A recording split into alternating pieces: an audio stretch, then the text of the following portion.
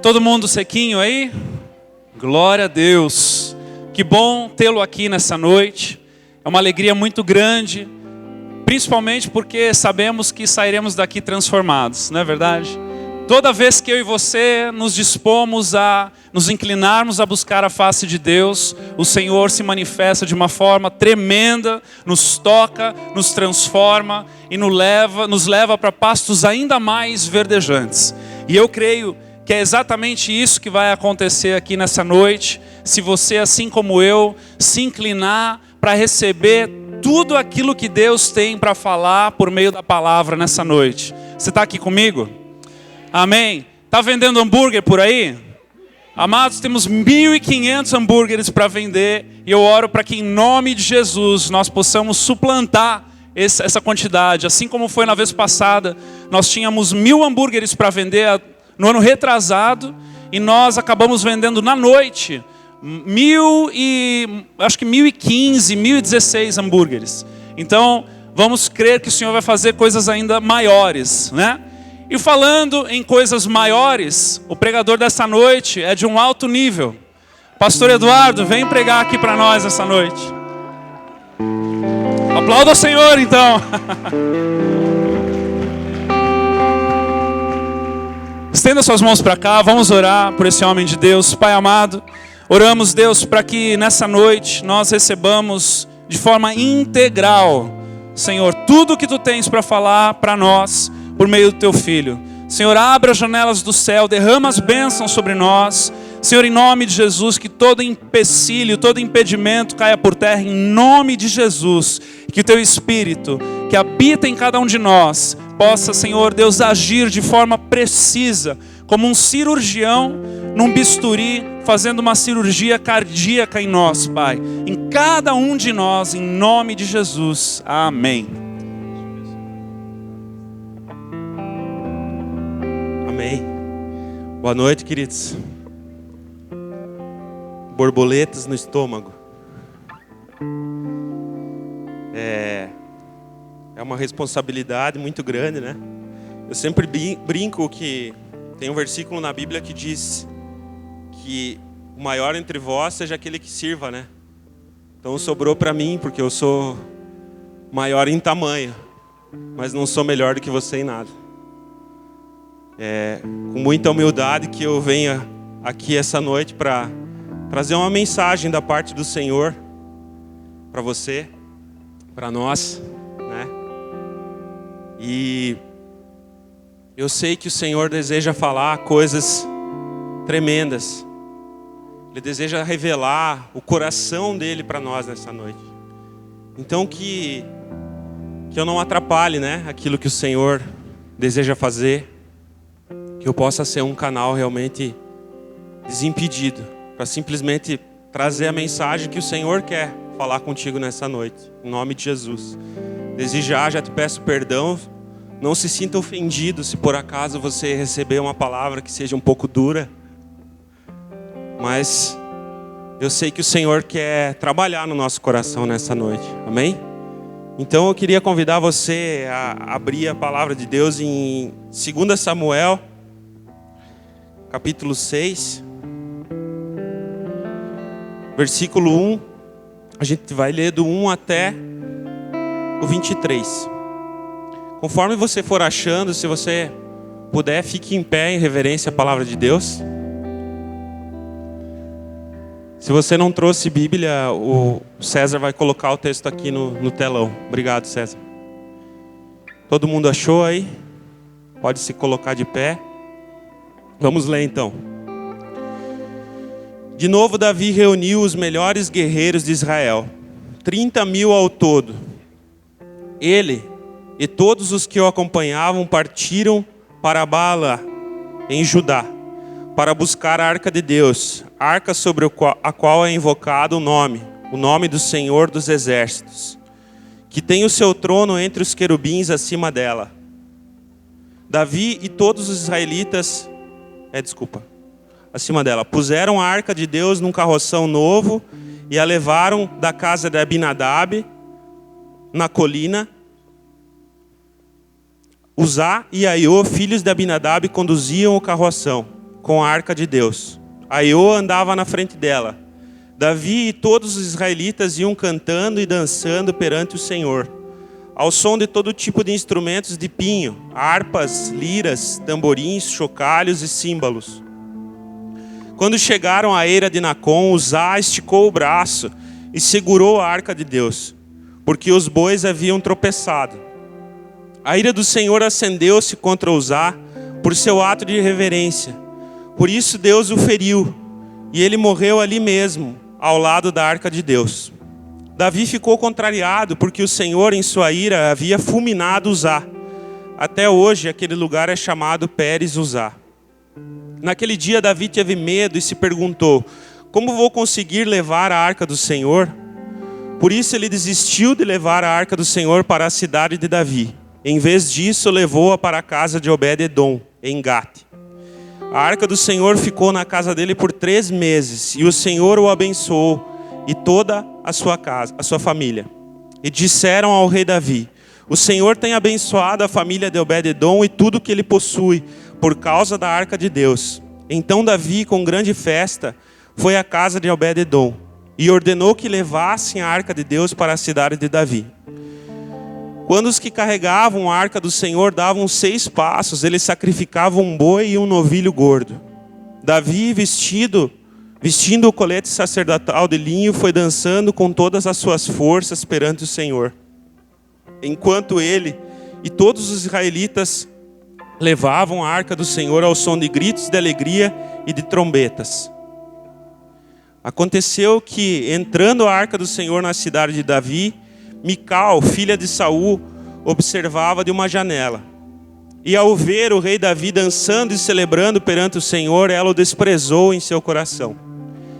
Eles trouxeram a arca do Senhor e a colocaram na tenda que Davi lhe havia preparado. E Davi ofereceu holocaustos e sacrifícios de comunhão perante o Senhor. Após oferecer os holocaustos e os sacrifícios de comunhão, ele abençoou o povo em nome do Senhor dos Exércitos. E deu um pão, um bolo de tâmaras, um bolo de uva passas a cada homem e a cada mulher israelita. Depois todo o povo partiu, cada um para a sua casa. Voltando Davi para casa para abençoar sua família, Mical, filha de Saul, saiu ao seu encontro e lhe disse: como o rei de Israel se destacou hoje, tirando o manto na frente das escravas dos seus servos, como um homem vulgar. Mas Davi disse a Mical: foi perante o Senhor que eu dancei, perante aquele que me escolheu em lugar do seu pai e de qualquer outro da família dele, quando me designou soberano sobre o povo do Senhor, sobre Israel. Perante o Senhor celebrarei e me rebaixarei ainda mais e me humilharei aos meus próprios olhos. Mas serei honrado por essas escravas que você mencionou. Até o dia da sua morte, Mical, filha de Saul, jamais teve filhos. Feche os teus olhos mais uma vez, vamos orar. Senhor, nós colocamos o nosso coração, a nossa mente diante de Ti, Senhor. Mais uma vez, Pai, pedindo que o Senhor traga entendimento, revelação, Senhor, dessa palavra, Senhor, revelação daquilo que o Senhor quer, Senhor, nos mostrar nessa noite, Senhor. Que a terra, Senhor, do nosso coração esteja preparada para receber a semente, Senhor, e que ela frutifique, Senhor, germine, dê fruto, Senhor. Nos livra, Senhor, de todo orgulho, de toda soberba, de toda parcialidade, de todo preconceito, Senhor, e que sejamos, Pai, cheios da Tua presença nessa hora, Senhor, como o pastor Jean, que saiamos daqui, Senhor, transformados pelo poder da Tua glória, Senhor, pela Tua presença, Senhor, em nome de Jesus. Amém. Pode se assentar, querido.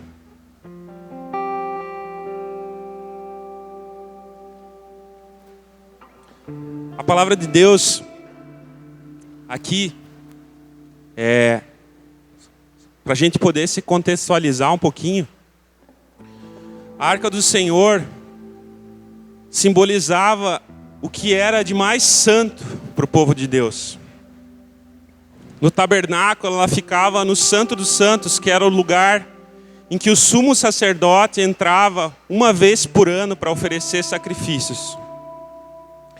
E essa arca, ela havia sido tomada de Israel em uma determinada guerra, onde os filhos de Eli, que eram o sacerdote antes de Samuel,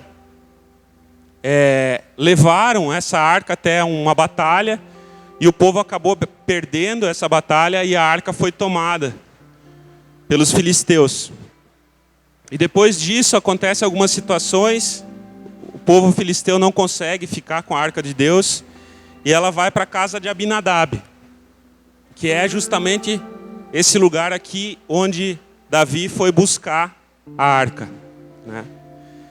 E então, esse é o contexto antes de começar essa história. E Davi havia preparado um lugar para trazer novamente essa arca que simbolizava a presença de Deus para Israel. E aqui começa um pouquinho da nossa história. Davi, ele não havia presenciado o tabernáculo funcionando com o seu serviço completo e pleno, com a arca no tabernáculo.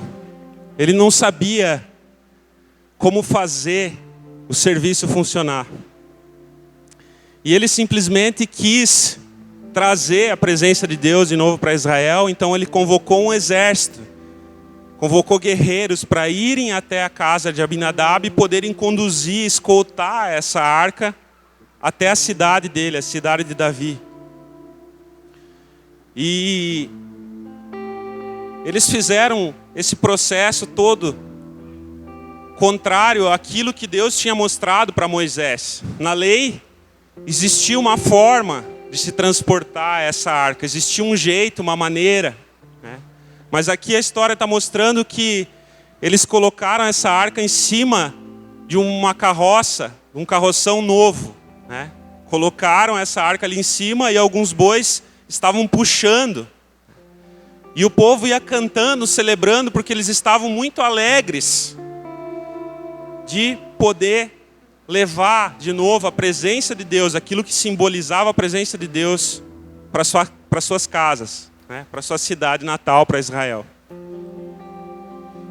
E muitas vezes nós chegamos na igreja, né?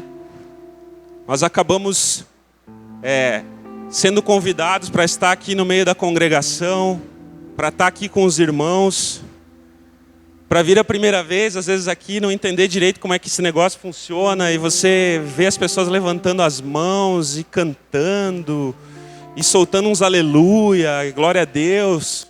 Que coisa esquisita, né? Mas você sente algo diferente, você sente algo no teu espírito, algo na tua alma, e você não tem muito como explicar, porque você não entende ainda por completo a presença do Senhor. Não entende por completo como se portar diante dele. Mas existe uma forma de nós nos portarmos na presença do Senhor. E continuando aqui no texto, fala que em determinado momento ali os bois tropeçaram, né? E aí tinha uma pessoa chamada Uzá que foi lá, e por medo que aquela arca caísse de cima da carroça, na maior da boa vontade, ele foi lá e segurou a arca. Tocou na presença de Deus, no símbolo da presença de Deus. E aqui, no tempo da lei, simplesmente ele morreu ali do lado da arca, fulminado, porque o Senhor achou aquele ato dele uma irreverência. Como se fosse assim, você tocou onde não devia, então você fez da forma certa. E Davi ficou apavorado com aquela situação. Ele não sabia o que fazer, como fazer. E ele não havia consultado o Senhor. Como fazer isso? E se você ler lá em 1 Crônicas 15, é o texto equivalente aqui a 2 Samuel. Se você ler, na verdade, desde o capítulo 13 até o 17, você vai ver que antes de Davi voltar a esse texto aqui, antes dele voltar de novo à casa de Abinadab, na segunda tentativa para trazer a arca, ele fala assim: eu pequei porque eu não consultei ao Senhor, pela forma como eu deveria fazer para transportar a arca. E então nessa segunda tentativa, ela é bem sucedida, porque Davi fez conforme a lei que o Senhor tinha estabelecido naquela época. Ele chamou os levitas, que eram aqueles que serviam no templo, os sacerdotes, E eles colocaram, a arca tinha argolas nas laterais, e eles passaram os varões por dentro dessas argolas e levantaram a arca e colocaram sobre os ombros, né? E então conseguiram transportar a presença de Deus até a cidade de Davi, porque essa era a forma correta. Mas Davi, ele estava tão receoso, ele estava com tanto medo de que acontecesse alguma coisa, que a cada 6 passos, imagine você, queridos, dava 6 passos, 1, 2, 3, 4, 5, 6. Ele sacrificava um boi e um novilho. A cada 6 passos, desde a casa de Abinadab até a cidade de Davi, por temor à presença de Deus.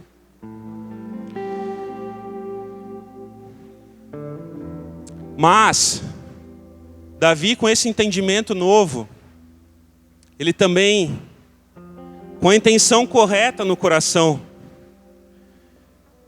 o Senhor permitiu que na primeira vez essa arca fosse transportada até certo ponto nessa carroça. Mas agora, da forma correta, a arca estava chegando ao seu destino, estava chegando ao tabernáculo que Davi tinha levantado para colocar ela. E a palavra de Deus diz que o rei Davi, ele se despiu do seu manto real, daquela roupa de rei, e colocou uma veste de sacerdote, de linho. Ou seja, ele se fez humilde na presença de Deus. E a Bíblia diz que ele ia dançando com todas as suas forças, com tudo que ele tinha, com tudo que ele podia na frente da arca. E a festa daquele povo era muito grande.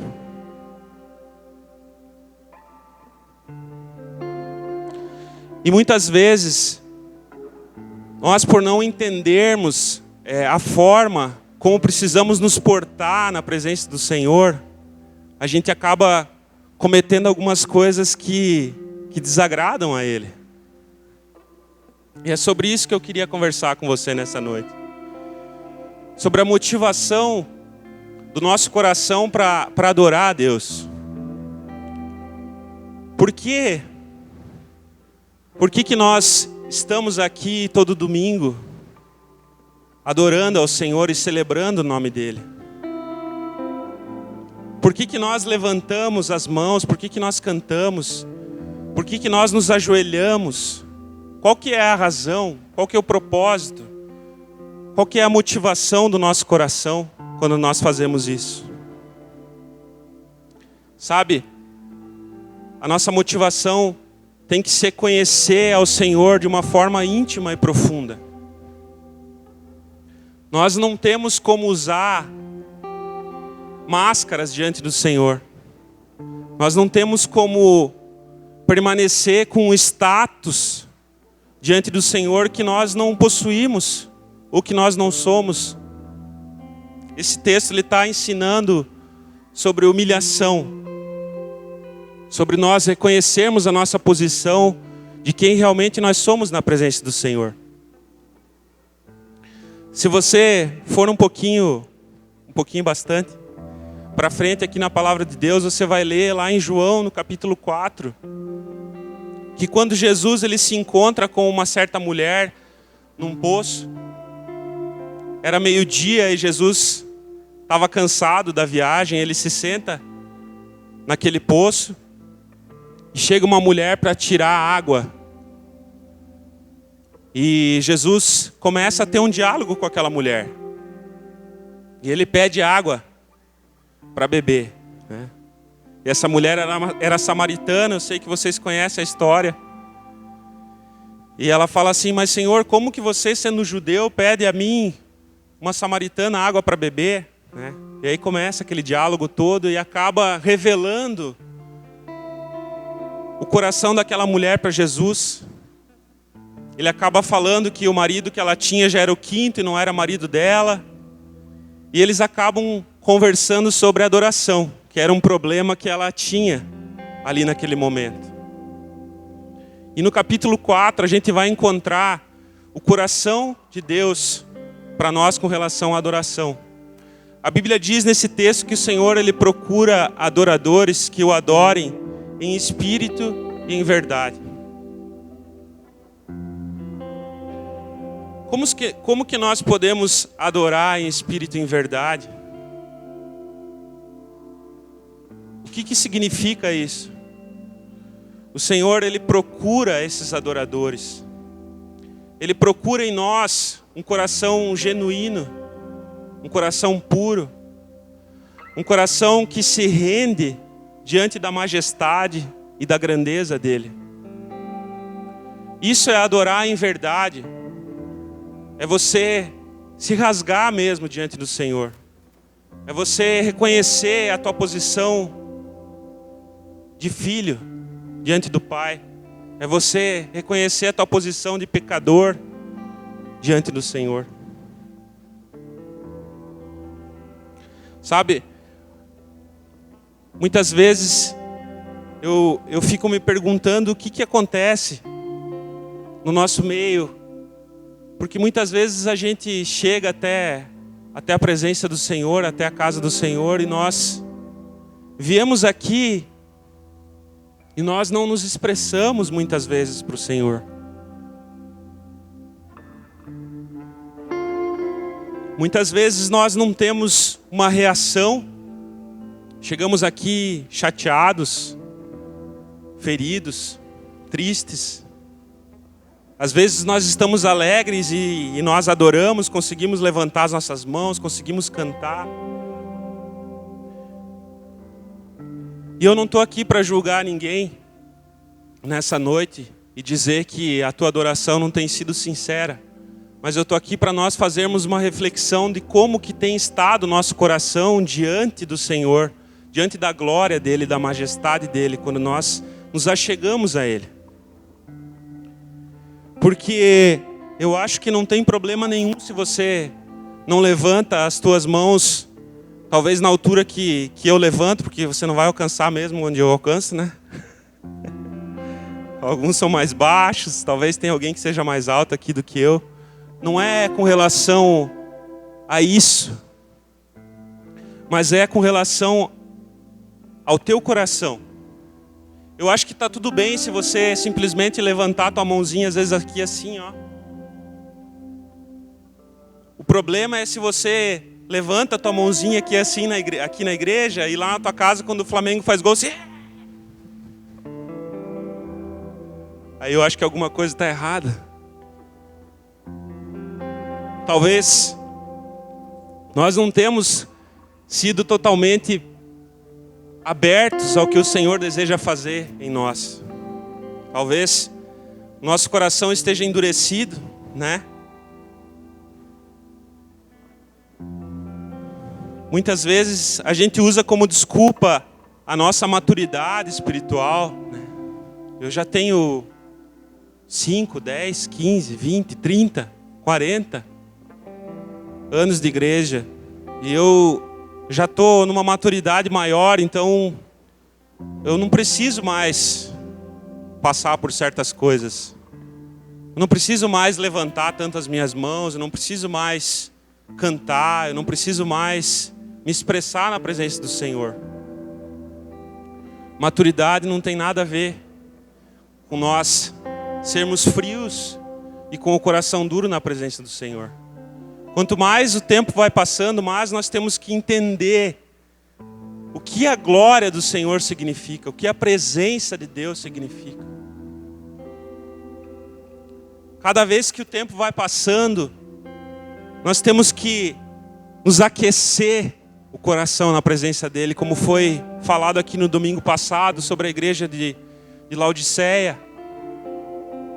Nós não podemos ser mornos, nós temos que ser quentes. E eu espero que você, assim como também eu, porque essa palavra é para mim e para você nessa noite. Eu espero que você esquente de tal forma, que você queime de tal forma que você seja tão quente, que um dia você evapore no arrebatamento. Esse é a minha intenção, é o meu desejo, sabe? Muitas vezes quando a gente está aqui ministrando no louvor, a gente desafia, né? Aí talvez você está pensando assim, meu, que cara chato, né? Fica mandando a gente levantar a mão, fica mandando a gente cantar, fica mandando a gente fazer isso, cumprimentar o irmão. Cara chato. Mas tudo isso que a gente faz é para facilitar a tua intimidade e a tua busca ao Senhor. Nós precisamos começar a entender o propósito de nós nos reunirmos como igreja. Ó, quão bom e agradável é que os irmãos vivam em união. Salmo 133. Alegrei-me quando me disseram, vamos à casa do Senhor. É totalmente diferente. Quando nós nos reunimos aqui, o Senhor tem uma bênção diferente sobre as nossas vidas. É diferente de quando nós estamos no nosso quarto, com os joelhos dobrados, ou quando nós estamos na nossa casa, lendo a palavra. O Senhor determina a bênção dEle quando nós nos reunimos como irmãos. Por isso que nós estamos aqui. E o momento de celebração, de adoração, ele não deve ser nada mais do que apenas um reflexo daquilo que nós vivemos durante o dia a dia. Na nossa casa, da nossa busca, do nosso devocional. E se nós não estamos nos expressando, e se nós não estamos adorando ao Senhor como Ele deve ser adorado, é porque talvez nós não estejamos adorando no secreto também. Nós cantamos aqui essa última canção, né? Quero ir mais fundo, leva-me mais perto. E que essas palavras dessas canções, elas não sejam apenas palavras lançadas ao vento, mas que elas sejam algo verdadeiro dentro de nós. Isso é adorar em espírito e em verdade. Isso é adorar. Sabe? Davi deixou a vestimenta real dele para vestir aquele colete sacerdotal de linho. A gente precisa aprender o caminho da humilhação. Ele dançava com todas as forças diante do Senhor. A Bíblia fala, Jesus resumiu toda a lei em 2 mandamentos. Amarás, o primeiro é amarás o Senhor teu Deus de todo o teu coração, toda a tua alma e todo o teu entendimento. Tem que ser algo pleno, algo completo, algo integral. Nós precisamos entender esse primeiro mandamento para poder cumprir o outro, porque se nós não amarmos a Deus, nós não vamos conseguir amar o nosso próximo como a nós mesmos. Nós oramos no Pai Nosso, venha a nós o teu reino, mas nós não sabemos nos curvar diante do Rei do reino, da sua majestade, da sua grandeza, da sua soberania. Sabe, a Bíblia fala nesse texto que Mical desprezou Davi em seu coração. Mas o pior de tudo não foi o fato dela ter desprezado Davi. Ela desprezando o rei Davi, dançando e celebrando na frente do Senhor, da arca do Senhor. Ela desprezou também a própria presença de Deus. Porque a arca simbolizava a presença de Deus. Então quando ela olhou da janela e viu Davi lá dançando, né? Não sei como é que era, se era tribal. Não faço a menor ideia, mas acho que devia ser bem constrangedor, gente. Pensa num cara dançando com toda a força. Sei lá, talvez meio heavy metal, né?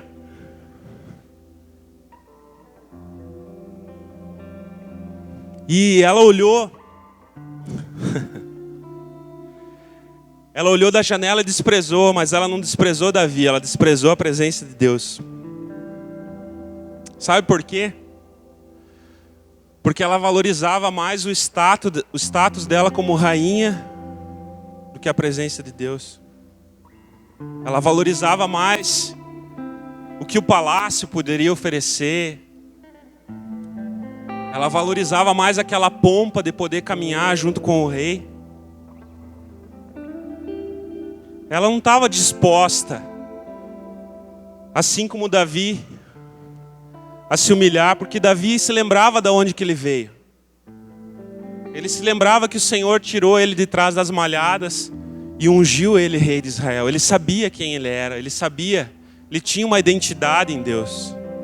Ele sabia que ele era um adorador.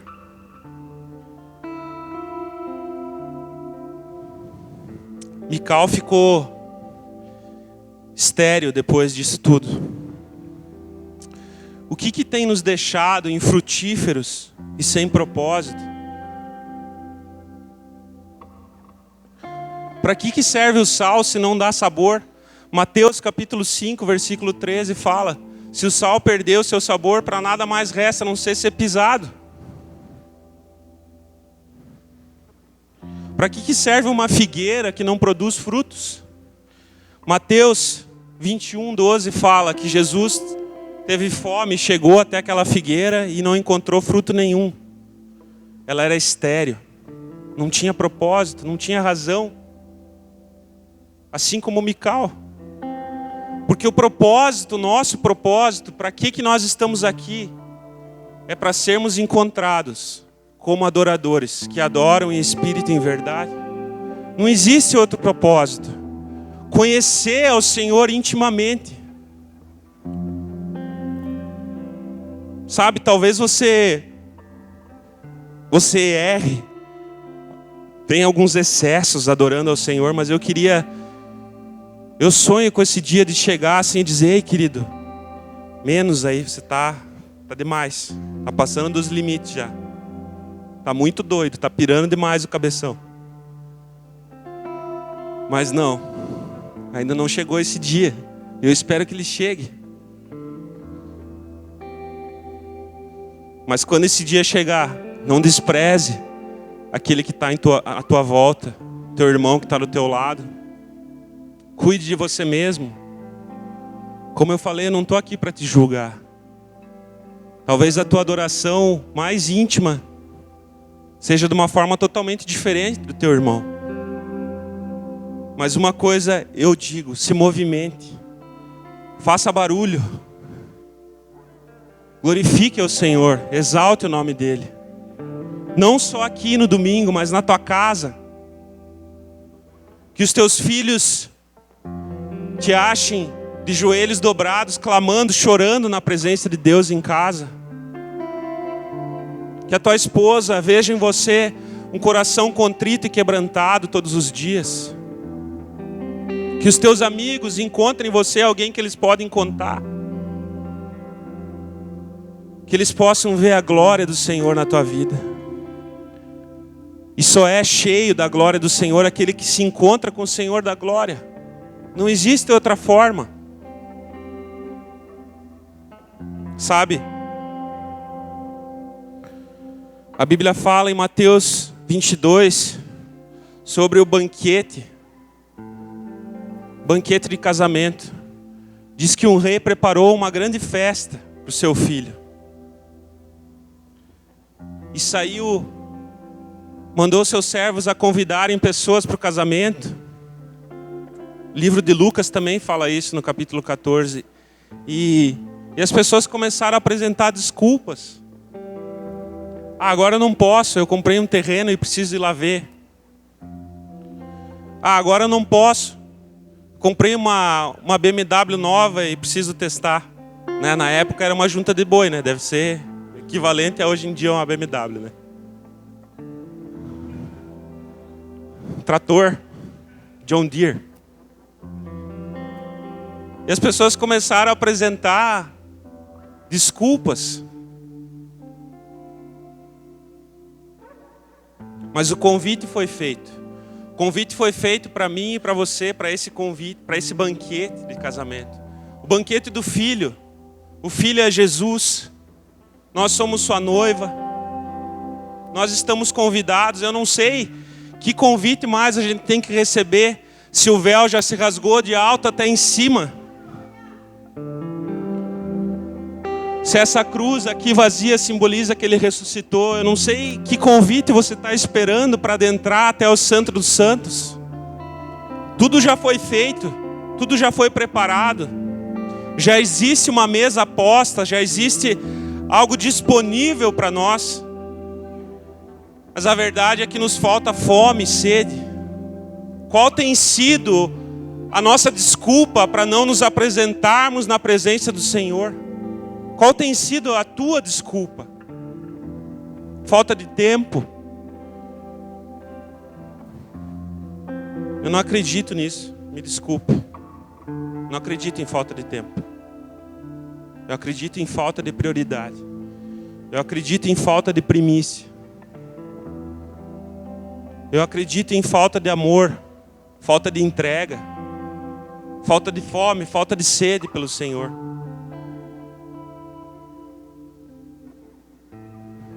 Que nós possamos aceitar esse convite do Rei dos Reis, porque Ele enviou o Seu Filho Jesus para morrer na cruz por nós. E quando o Senhor Jesus gritou, está consumado, e entregou o Espírito dele, como eu disse, o convite foi feito. E o véu se rasgou de cima para baixo, simbolizando que a obra partiu dele mesmo para nós.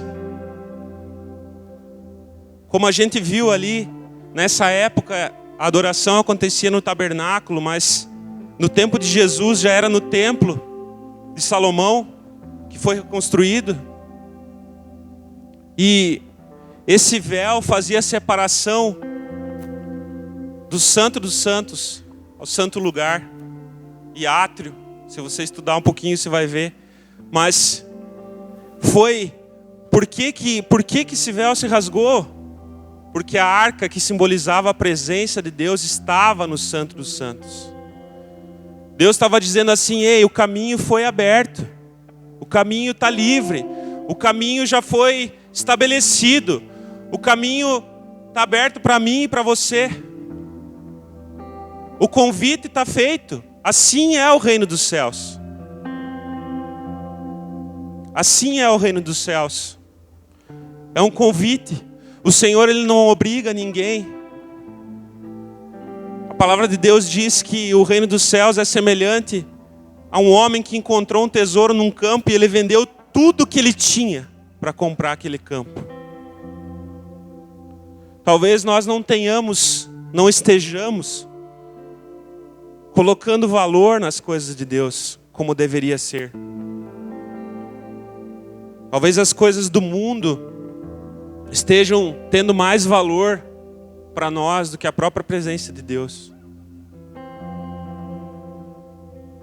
Nosso descanso, nosso conforto,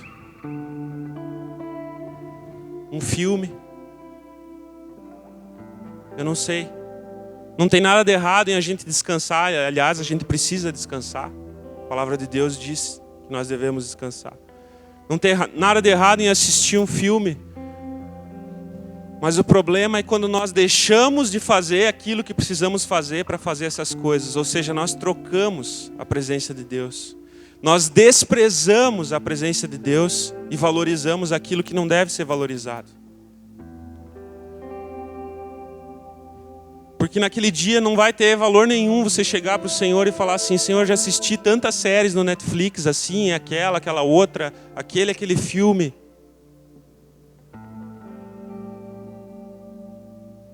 Não vai.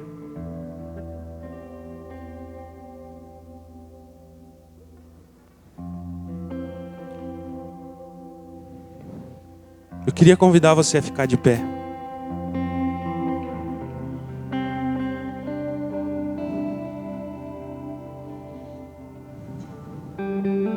Queria convidar você a fechar os teus olhos. Queria te fazer uma pergunta nessa noite. Vamos nos tornar mais íntimos da presença do Senhor?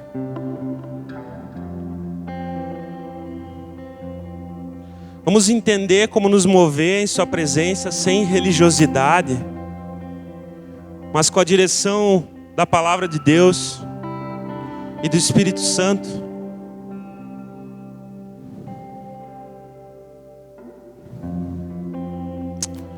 Senhor, nós clamamos, Senhor, nessa noite, Senhor, pela Tua misericórdia, pelo Teu perdão, Senhor, pela Tua graça, Senhor, sobre nós, Deus. Nós queremos reconhecer, Senhor, que assim como Mical, Senhor, muitas vezes nós desprezamos a Tua presença, Senhor. Nós trocamos ela por status, Pai. Nós trocamos, Senhor, a Tua presença por tantas coisas, Senhor.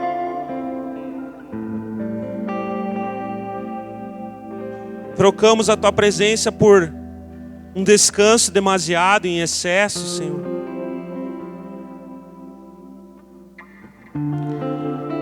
Trocamos a Tua presença por prazeres, Senhor, que nos roubam, Senhor. O Senhor já fez o convite, Senhor, para nós. O véu já se rasgou, Senhor. Nós devemos nos achegar, Senhor, à Tua presença com confiança, ao trono da graça, Senhor. Oh, Senhor, tem misericórdia de nós, Pai, nos ensina a Te adorar, Senhor, porque nós não sabemos, Pai. Olha a motivação do nosso coração, Senhor, que sejamos como Davi, Senhor, que apesar de não saber como se mover, Senhor, como trazer aquela arca novamente, Senhor, para a cidade de Davi, mas ele tinha a intenção no coração de Te agradar, Senhor. Que possamos temer a Tua presença, a Tua glória, o Teu poder, Senhor, a Tua majestade, Senhor. Tu és santo, Deus. Tu és incomparável, não há outro Deus igual a Ti, Jesus. Eu não preciso, Senhor, convencer aqui os meus irmãos disso, Senhor. Esse é trabalho do Teu Espírito, Senhor. Eu poderia ficar aqui gritando, Senhor, clamando, Senhor. Mas eu oro, Senhor, para que aquele que tem o coração, Senhor, tocado e como uma brasa, Senhor, nessa noite deseja, Senhor, mudar a sua vida de intimidade, Senhor. Eu peço que o Teu Espírito faça, Senhor, algo novo, Senhor, nos corações.